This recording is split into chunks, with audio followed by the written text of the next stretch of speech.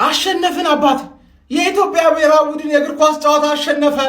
አረማን እንችላለን ምናምን ብዬ መፎከር እፈልጋለሁ፣ ግን የአርሰናል ደጋፊ ነኝ። ገባሽ? የአርሰናል ደጋፊ ስትሆን አንዳንዴ አሸንፈ ራሱ አረካውን ብለህ ትበሳጫለህ። ገባህ? ተሸንፈን አልደበረኝም ምናምን ከማለት ማለት አሸንፈ መበሳጨት ምናምን አንዳንዴ ያስፈልጋል። ከቡድንህ ምን መስተካከል እንዳለበት ምናምን። ለነገሩ ይሄ ቡድን መቼም አይስተካከል። ባይሆን ሩጫችን አስተካክሉልን። በ800 ቀን አንዴ አሸንፈንማ አታስጨፍሩን። አላየሁትም ጨዋታው ያን ያህልማ የኢትዮጵያ ብሔራዊ ቡድን ሲጫወት አላየሁትም። ለምን ረማዩ ልቃጠል? አሸነፋችሁ ውጤቱን አይቼ ምናምን ነገር ፒስ ደስ አለኝ ትንሽ ምናምን ገባ። ግን የግብፁ እስካሁን እያቃጠለኝ የግብፁ ማለት ገባ። ከዛ በኋላ ደግሞ በሆነ ቡድን ተሰጠን፣ በሆነ አፍሪካ ቡድን። ሁሉም የአፍሪካ ቡድን ነው የሚሰጠን። ጊኒ በሳውና ጅቡቲን ብቻ ነው የምንችለው።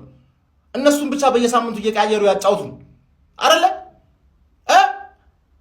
የኢትዮጵያ ብሔራዊ ቡድን ሩጫ ቢሞክር ያዋጣዋል ማን የላይፍ ሃርድነት ለማምለጥ ስንሮጥ ማን ይደርስብናል? እንዴት ተደርስብናል?